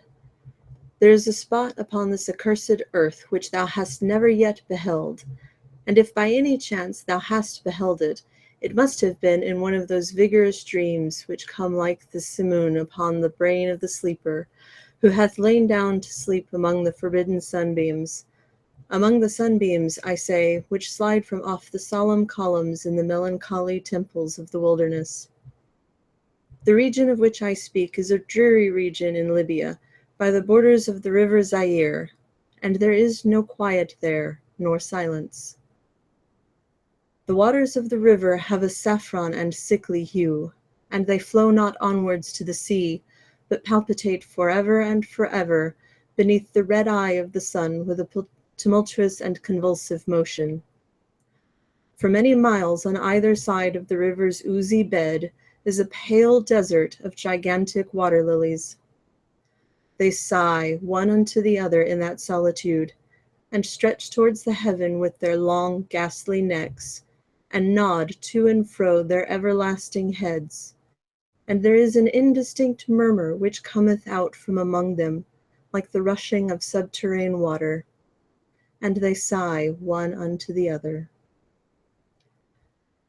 But there is a boundary to their realm, the boundary of the dark, horrible, lofty forest. There, like the waves about the Hebrides, the low underwood is agitated continually. But there is no wind throughout the heaven, and the tall primeval trees rock eternally hither and thither with a crashing and mighty sound, and from their high summits, one by one, drop everlasting dews, and at the roots strange poisonous flowers lay writhing in perturbed slumber, and overhead, with a rustling and loud noise, the gray clouds rush westwardly forever, until they roll, a cataract, over the fiery wall of the horizon. But there is no wind throughout the heaven, and by the shores of the river Zaire there is neither quiet nor silence. It was night, and the rain fell, and falling, it was rain, but having fallen, it was blood. And I stood in the morass among the tall lilies, and the rain fell upon my head, and the lilies sighed one unto the other in the solemnity of their desolation. And all at once the moon arose through the thin, ghastly mist, and was crimson in color. And mine eyes fell upon a huge gray rock which stood by the shore of the river, and was litten by the light of the moon. And the rock was gray, and ghastly, and tall, and the rock was gray.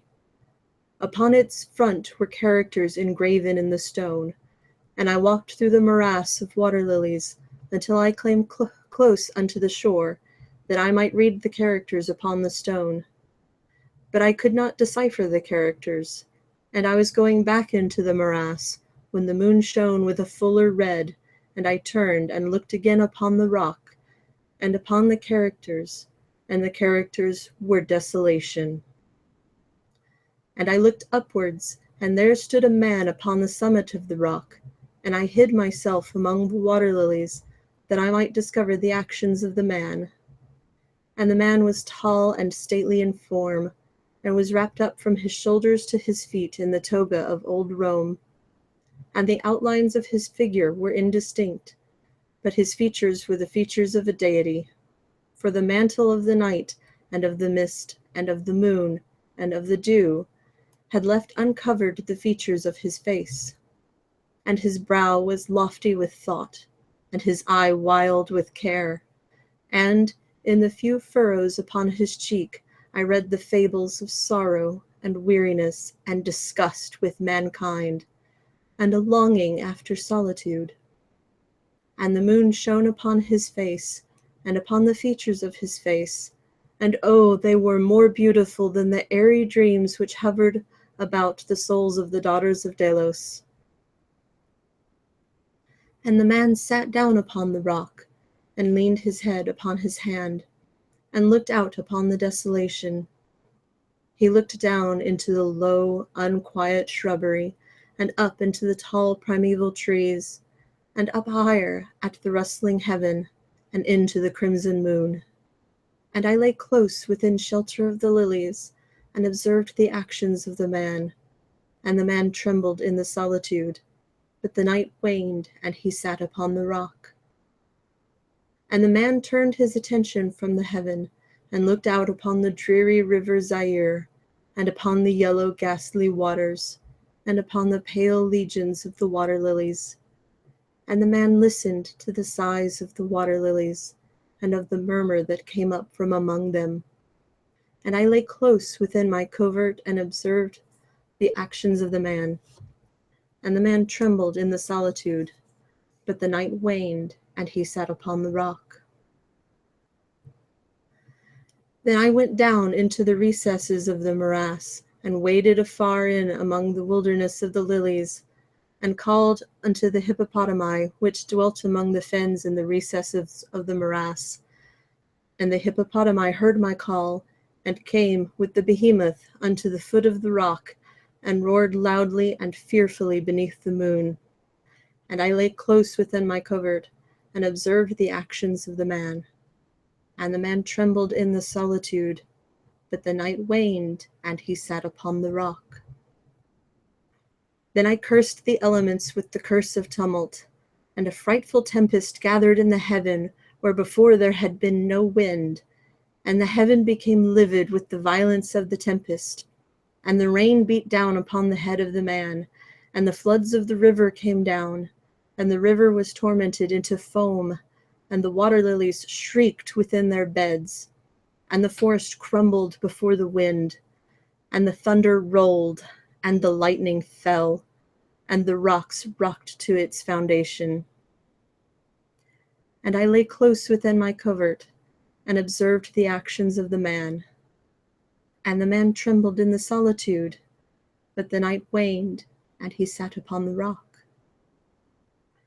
Then I grew angry and cursed with the curse of silence the river and the lilies and the wind and the forests and the heaven and the thunder and the sighs of the water lilies. And they became accursed and were still. And the moon ceased to totter in its pathway up the heaven, and the thunder died away, and the lightning did not flash, and the clouds hung motionless, and the waters sunk to their level and remained, and the trees ceased. And the trees ceased to rock, and the water lilies sighed no more, and the murmur was heard no longer from among them, nor any shadow of sound throughout the vast illimitable desert. And I looked upon the characters of the rock, and they were changed, and the characters were silence. And mine eyes fell upon the countenance of the man, and his countenance was wan with terror.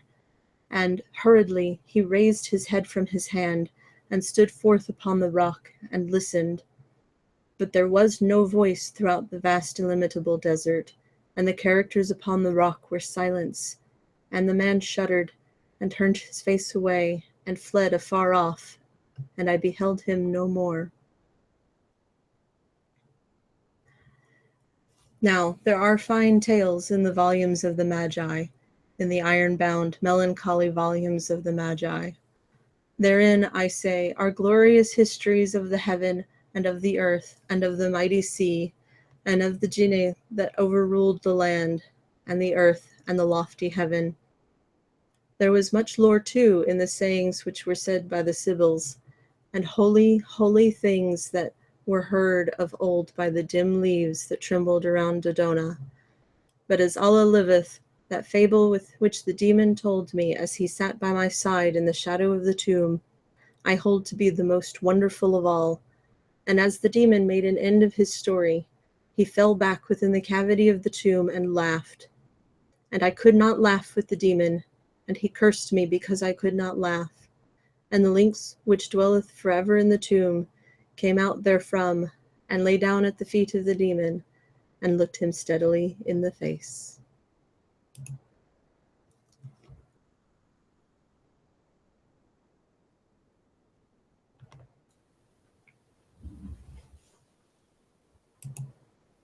His diction. I love his diction. I know, right? But I really need to hydrate now. I know, right? That one was rough. Mm-hmm. Okay. So I have one more story in mind. It's been requested numerous times by Nova. And actually, now that I've been looking at it, it's actually kind of short. So, aw, Vicky the Icky, no, you're here late. You can't even. Well, you can hear this last story, so it's okay. Yeah. So this story, I've actually read it on my channel before. It's called "The Cold Case of Haley Morris." Nova requested it, and after looking at it, and it is kind of short, and it gets to the point.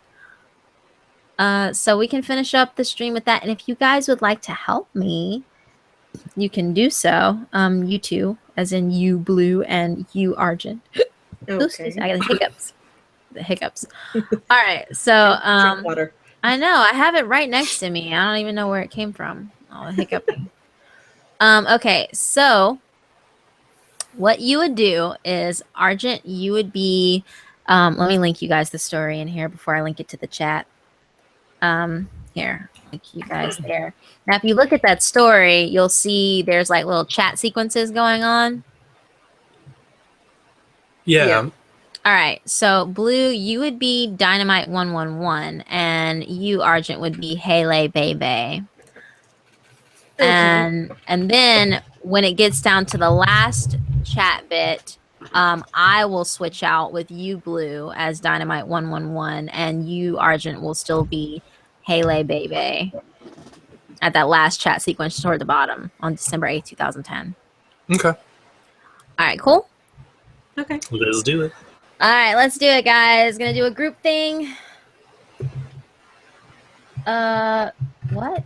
Yes, I'm still working on the Ouija board story. The one that Tim Sonsky did, but yeah. So just be patient with me, guys. Like, the reason why I don't have it streamed lately is because, one, I've been really busy with work, and two, just work's been killing me, and I've been trying to keep up with my own shit on the channel. So I know that you guys have been waiting for certain stories for it to come out, but just be patient with me. I promise. Like, this isn't my main job. My main job is at the news station. So just bear with me. Gotta make that money somehow. I know. All right. So here's the story. Yeah. All right. There is, I'll put it in there one more time so you guys can follow along as I read aloud. All right. Here we go.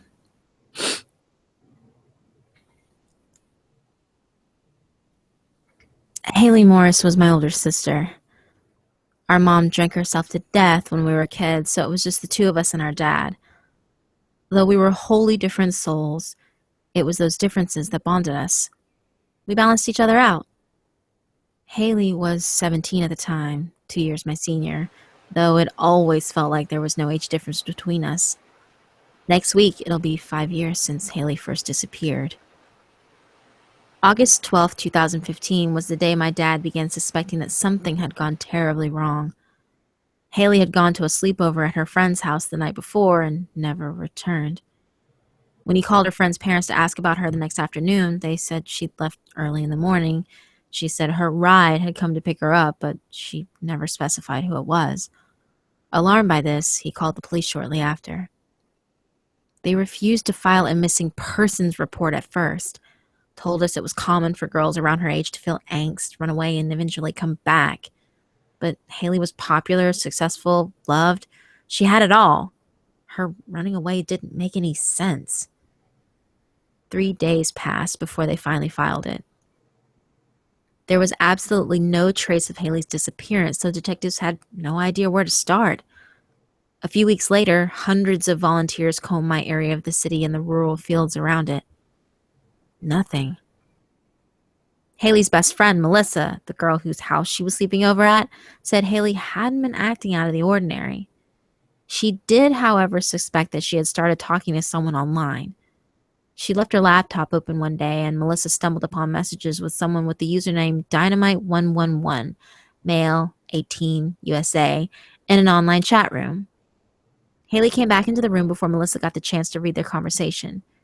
She seemed panicked when she saw Melissa looking at the laptop, immediately slammed the screen shut and changed the topic. Melissa brushed off the incident and never thought much of it after that. I knew Haley spent a lot of time on the computer in her spare time and often made online friends. Perhaps she'd attracted some bad company along the way. I shared my thoughts with the police. In light of this information, the police department's computer wizards began working their magic. Dynamite 111 had since deleted his user profile off the chatting website. They then went through Haley's laptop. There were a few short snippets of conversations between her and Dynamite 111 saved chronologically in her notes. They spanned over the course of about a month. I've never met a girl like you. Like me? Extraordinary. In what way? Every way possible. Nebraska isn't that far from Canada. You'd be worth the trip. LOL. You wouldn't actually come here all the way for me. Blushing smiley face. I'd travel any and all lengths for you. Have you told your dad or sister about us? Well, I don't know how I'd start explaining. Good.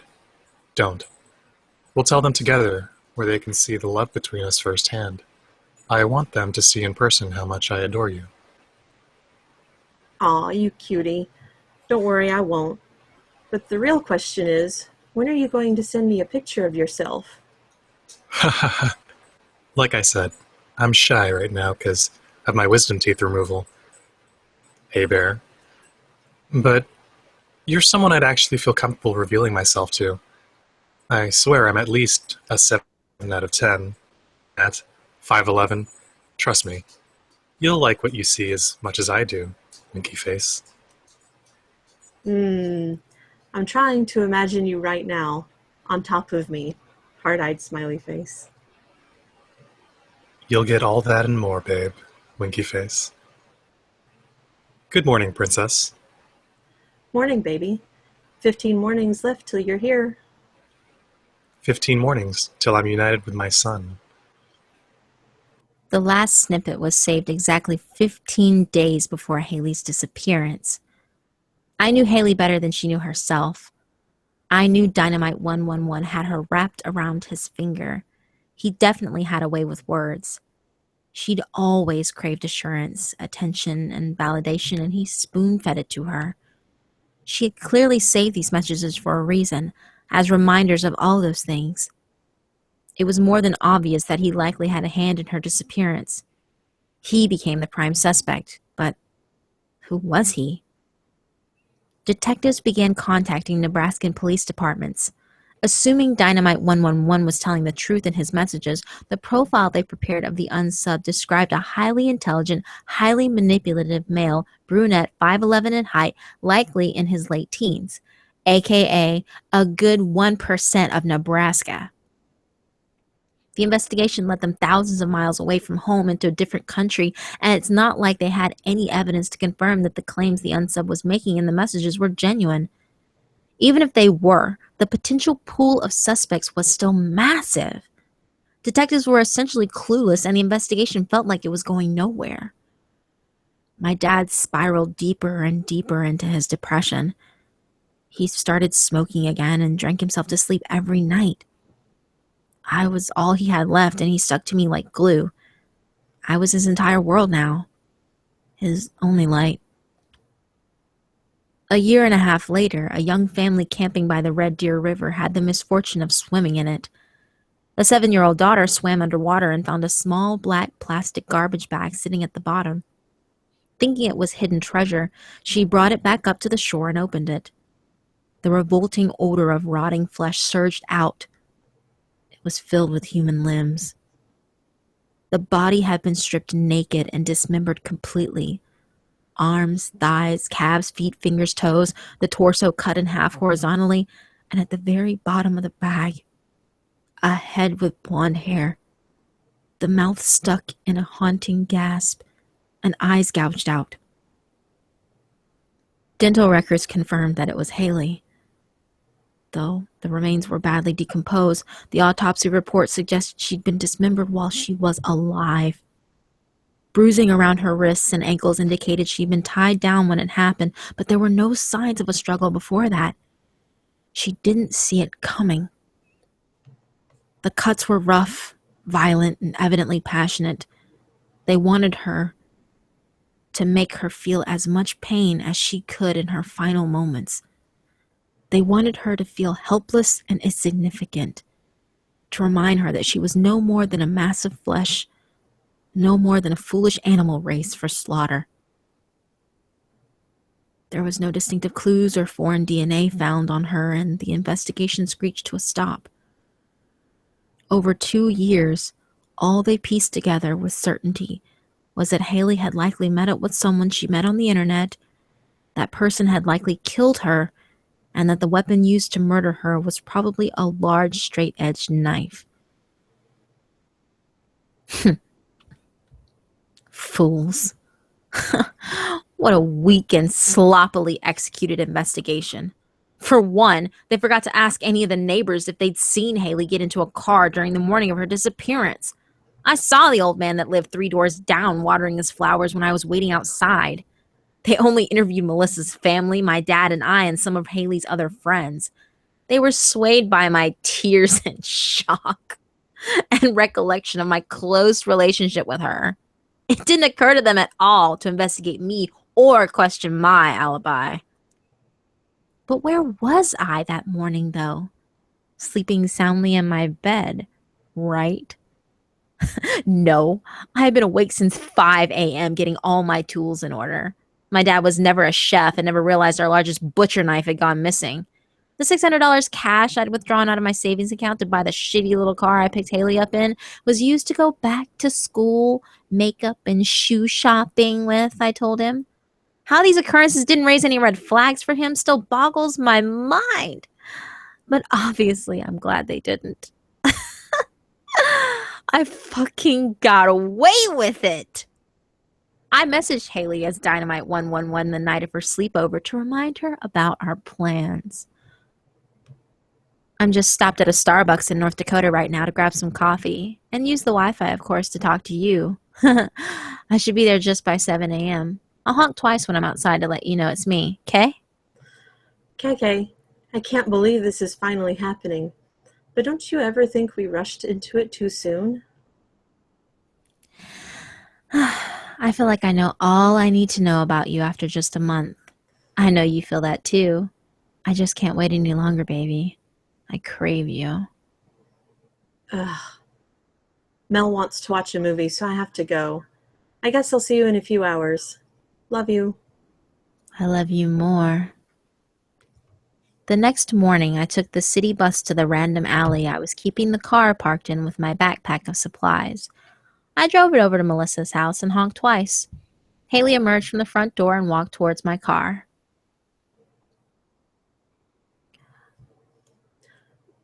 Oh, what the fuck? Julia? She said when she got close enough to see clearly through the window, startled. I laughed playfully. Hey sis, surprise! Max told me everything a few nights ago and asked me to come get you to meet him in a secret location.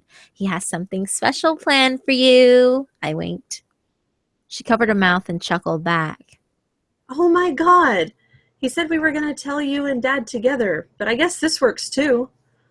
She jumped into the car, excited by the thought that her dear baby sister accepted her secret lover and had a surprise for her. What could it be? Here, put this on. I handed her a blindfold and she fastened it around her eyes. We drove for about 20 minutes to an abandoned farmhouse I'd found a few weeks ago during my planning phase. I let her out the car and got her to sit on an old chair. Where are we? Max? She called out cheerfully. Tie her up. A little kinky there, Max. I pretended to be talking to someone else in the room. I proceeded to begin tying her up with white nylon rope. What? Why? What do you have planned for me? She said with a flirty tone. She was smiling the entire time like an oblivious little puppy. Just sit still, you'll see, I said as I finished securing the rope around her ankles. I undid her blindfold and walked back around to stand in front of her, butcher knife grasped tightly in my left hand. A fit of laughter rushed through me.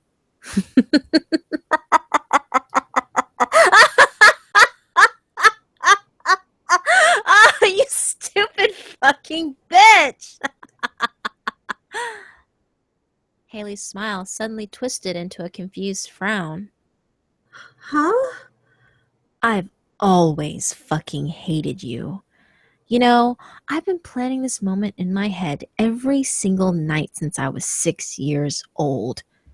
It helped me sleep at night.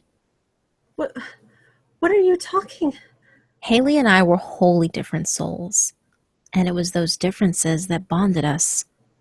We balanced each other out. I hated her. She loved me. She was the empathetic sweetheart. I was the malevolent outcast. More than anything, I hated that my mother could always see these differences between us, even as kids. She had always favored Haley over me. I was the reason she even began drinking. She looked terrified every time she tried looking into my eyes and saw blankness staring back. I was the child every parent had nightmares about, the one without a conscience, the one with no moral compass, guided not by love or compassion, but by the most primal of animal instincts. It was a competition more than it was sisterhood. Haley was older, kinder, and prettier, but thank God I was always the clever one. The one that sat back and observed keenly and plotted silently. I was destined to win. My dad is even more naive than my poor sister. He didn't share the same understanding of me as my mother did, so there are only benefits of having him around. With Haley out of the picture, all his attention and wealth are going to be directed towards me. I'm his only little girl now, his only reason to be. Haley's case was never solved and never will be as long as I keep on my mask of normality, of an eternally grieving sister and needy daughter. They'll never understand the feeling of having someone completely at your mercy. They'll never know about the way I panted with joy as I saw her choke pathetically on her own blood. The way she begged me to get it over with as I took my time savoring every muscle fiber I shred through. They'll never understand what it felt like to be on God, even if it was just for a moment. Jesus Christ. Isn't that fucked up? Like, oh, it's so bad. Like, I read it on my channel a while back, and people were just like, what? What? It was the sister, what? Because, like, in the beginning, when I tell the story, I tell it in a way that's like, oh my God, it's a grieving sister. Like, this is so fucked up. And then at the end, when the whole twist comes in your face and hits you like full force, you're just like, that bitch. No, she was clever. She was clever. Very clever. Yeah. Yeah, I did the same thing in the video too, where I had one of my friends reading as Dynamite 111 at the beginning to let the readers think that it was a guy in the beginning, but it's actually the sister the whole time.